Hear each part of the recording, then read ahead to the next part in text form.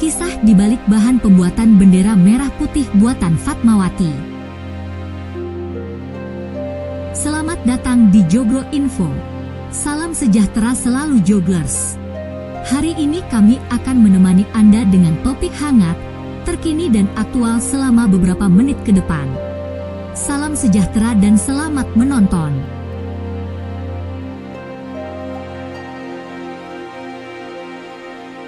Terdirinya Indonesia sebagai sebuah bangsa bukanlah suatu perkara yang mudah dan tak memiliki arti serta pengorbanan.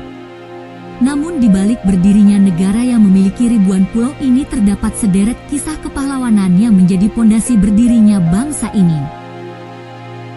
Dalam hal proses pembacaan proklamasi kemerdekaan, sudah sangat banyak tokoh yang berjasa dan peristiwa-peristiwa penting yang patut dijadikan pembelajaran.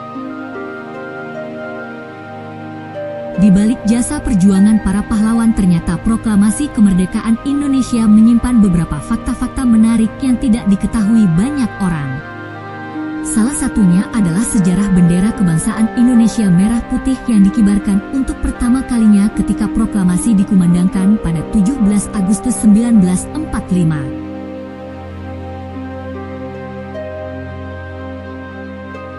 Ternyata tersimpan cerita menarik terkait asal-usul bahan bendera pusaka merah putih yang dijahit oleh Ibu Negara Fatmawati. Konon kain berwarna merah yang dijadikan bendera tersebut berasal dari warung tenda soto yang dibeli seharga 500 sen.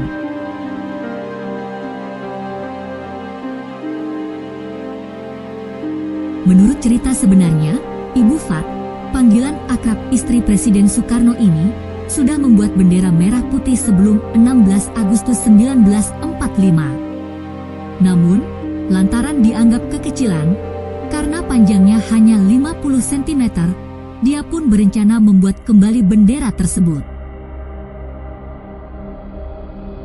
Namun, saat membuka lemari pakaiannya, Ibu Fat hanya menemukan selembar kain putih bersih bahan spray dan tak punya kain berwarna merah sama sekali. Di saat yang bersamaan, seorang pemuda bernama Lukas Kustario, di kemudian hari masuk militer dengan pangkat terakhir Brigjen, yang berada di kediaman Soekarno.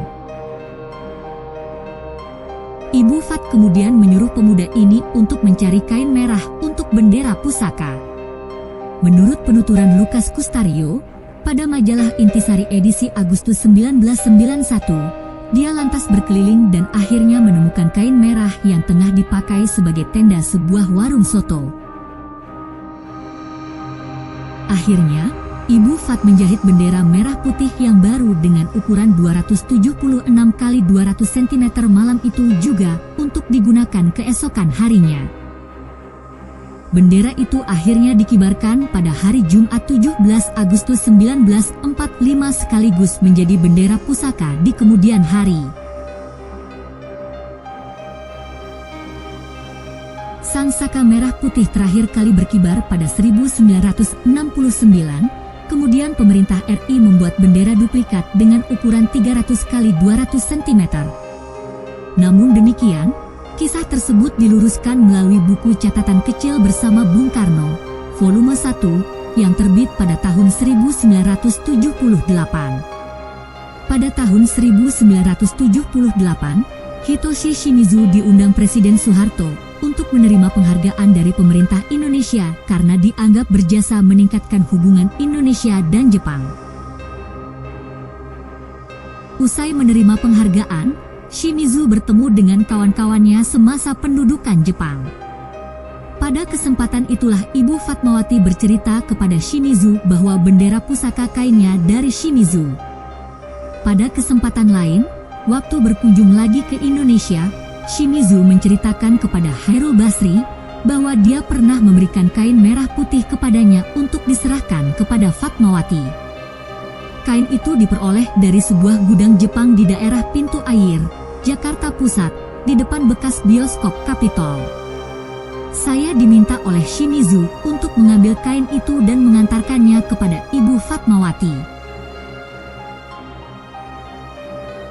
Demikian informasi hari ini, kami Joglo Info mohon undur diri. Terima kasih, salam sejahtera dan sampai jumpa.